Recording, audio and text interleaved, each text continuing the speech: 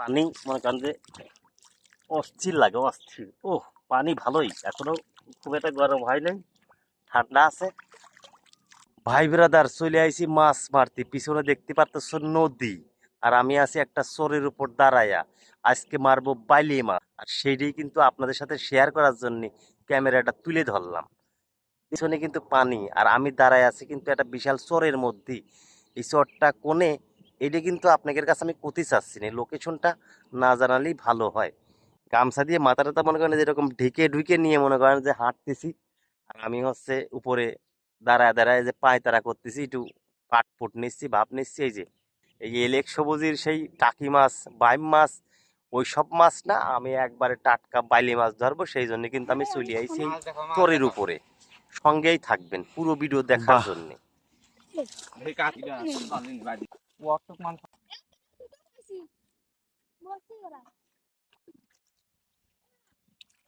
এই দেখেন একটা বাইলে মাছ, এই যে অনেক বড় সাইজের। এই দেখেন পেটে ডিম হয়ে গেছে। একটা বিষয় লক্ষ্য করেন, এই যে আমরা যে মাছ মারতে আসছি, আপনি দেখেন এই যে একটা কৌটা, একটা 7 আপ বলেন, স্প্রাইট বলেন, সেটার বোতল, এই বোতলের এই জায়গাটা কাটছে। এই জায়গাটা কাটার পরে এর মধ্যে আটা, মানে ময়দা যেটা বলে আটা, আমরা গমের গমের যে আটা ব্যবহার করি সেটা, এর মধ্যে হালকা একটু দিয়ে, ওই যে পিছনে যে পাটকাঠি দেখতে পাচ্ছেন, এই পাটকাঠির গোড়ে এই কৌটাটা নামায় রাখছে, বোতলটা নামায় রাখছে।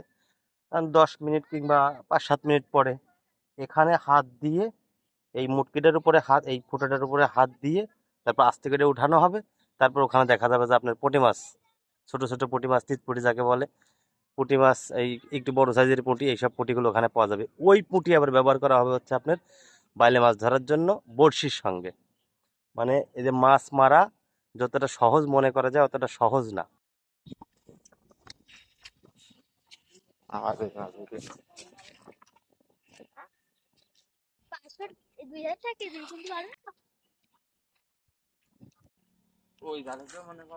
আমরা যে পুঁটিগুলো পেয়েছিলাম সেই পুঁটি বাইলে মাছ ধরার জন্য বড়শির সঙ্গে গেঁথে দিয়ে আসলাম। আসলে ফোনটা পানির মধ্যে নিতে পারে নাই, কারণ হচ্ছে যদি ফোনটা পড়ে যায় তাহলে তো আমার পুরাই লস, আর ভিডিও বানানো যাবে না। এখন ফোন ভিতরে গিয়েছিলাম পানির মধ্যে, একবারে ভিজছি সব আর কি। এই মাছগুলো দিয়ে আসলাম, তারপরে কিছুক্ষণ পর আবার চেক দেবো, দেখবো যে আসলে বাইলে মাছ পাওয়া যায় কিনা।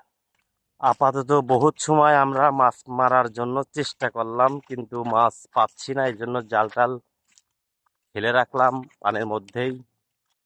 আপনার হচ্ছে বড়শির সঙ্গে পুঁটি মাছ দেওয়া আছে। এখন বর্তমানে আমরা একটু উঠে যাচ্ছি, কারণ খিদা লাগছে খুব, মানে নামাজ পড়তে হবে জোহরের, খুব বেড়াতে আছি, এই জন্য উঠে চলে যাচ্ছি।